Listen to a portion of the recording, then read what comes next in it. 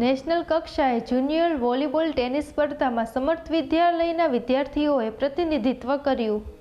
ઉત્તર પ્રદેશમાં ગાજીપુર ખાતે યોજાયેલ નેશનલ જુનિયર ટેનિસ વોલીબોલ સ્પર્ધામાં સમર્થ શાળાના ગોહિલ પુષ્પરાજસિંહ અને ગોપીનાથજી કન્યા વિદ્યાલયનું અંતાદવે ભાગ લઈને સિલ્વર મેડલ મેળવ્યો હતો.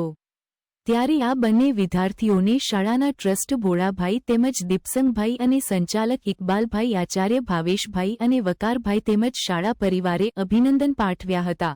શાળાના સંચાલક ઇકબાલભાઈ દ્વારા આ વર્ષે સમર્થ વિદ્યાલયના બાળકોને તમામ ક્ષેત્રોમાં પ્રોત્સાહનરૂપી કાર્ય કરી રહ્યા છે. સિહોર શહેર તેમજ આજુબાજુના ગ્રામ્ય વિસ્તારના મધ્યમ વર્ગના બાળકો અને ખાસ તો દીકરીઓ માટે સમર્થ વિદ્યાલય એક આશાનું કિરણ બની રહી છે.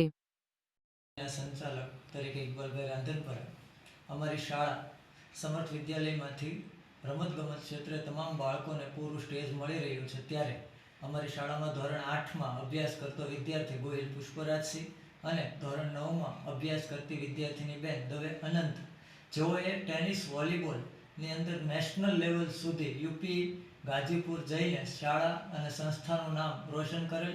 આ બંને વિદ્યાર્થીઓએ સિલ્વર મેડલ મેળવી ઉજ્જવળ ભવિષ્યની એક નીંવ મૂકેલી છે. ત્યારે સમર્થ શાળા પરિવાર વતી ટ્રસ્ટી ભોળાભાઈ, દીપસંગભાઈ, આચાર્ય વકારભાઈ, ભાવેશભાઈ અને તમામ શાળા પરિવાર વતી હું બંને ભાઈ અને બહેનને ખૂબ ખૂબ અભિનંદન પાઠવું છું.